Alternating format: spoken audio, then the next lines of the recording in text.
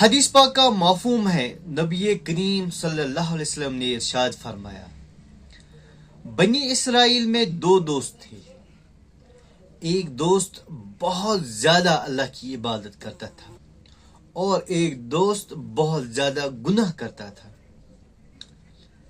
جو یہ دوست ایک عابد تھا، یہ ہمیشہ دوسرے دوست کو کہتا تھا کہ گناہ مت کرو۔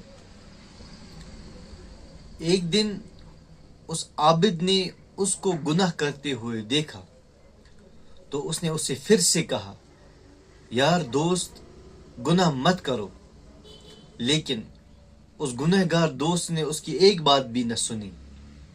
اس نے پھر سے وہی کیا جو وہ پہلے کرتا تھا۔ ایک دن اس عابد دوست نے اسے رنگے ہاتھوں گناہ کرتے ہوئے پکڑا اور کہا کہ یہ گناہ مت کرو، کیا آپ کو پتہ نہیں اللہ تعالیٰ آپ کو نہیں بخشے گا، یا یہ کہا ہوگا اللہ تعالیٰ آپ کو جنت میں نہیں ڈالے گا۔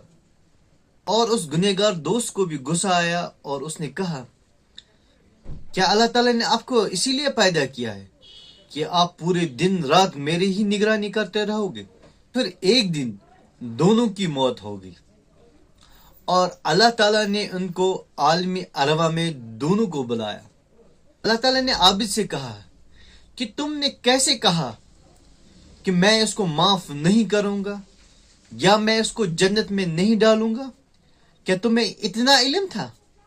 کیا آپ کو یہ نہیں پتا تھا کہ اللہ معاف کرنے والا ہے؟ تم کو اتنا علم کہاں سے تھا کہ اللہ تعالیٰ آپ کو مغفرت نہیں کرے گا؟ اللہ تعالیٰ نے فرشتوں سے کہا کہ اس والے دوست کو جو سب سے زیادہ گناہ کرتا ہے اس کو جنت میں ڈالو، اور جو اس عابد کو اس کو جہنم میں ڈالو۔